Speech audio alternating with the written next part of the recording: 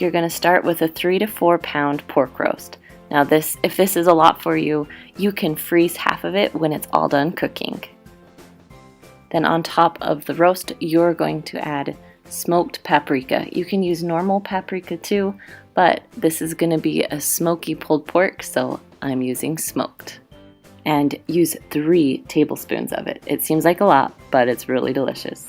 Next, you're going to add 1 tablespoon of salt.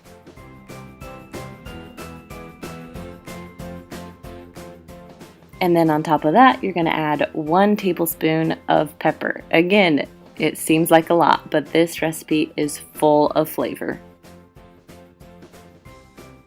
Then add 1 teaspoon of garlic powder. Now, this next step is the most important because it gives it its smoky flavor. So you're going to add 1/3 cup of liquid smoke. And you can find that at any grocery store, liquid smoke. It's amazing.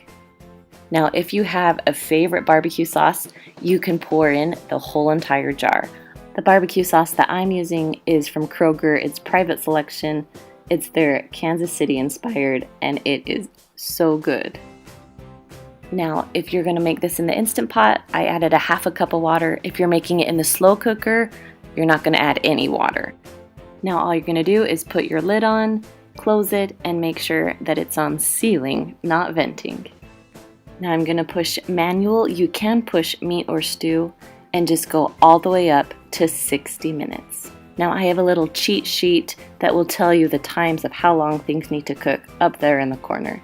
Now for those cooking this in the slow cooker, you're going to cook it on low for 8 to 10 hours or longer if you want. Now back to the Instant Pot, you're going to let it release on its own for at least 10 minutes and then open it up. Now, if your meat doesn't shred easily, you can always put the lid back on and cook it for a little longer if you need to. But my pork is done, so I'm going to pick it up with some forks, put it on a plate, and then I'm just going to shred it up. Now my roast had quite a bit of fat in it, so I removed a lot of the fat before I shredded it up. But once it's shredded, you just go ahead and put it on buns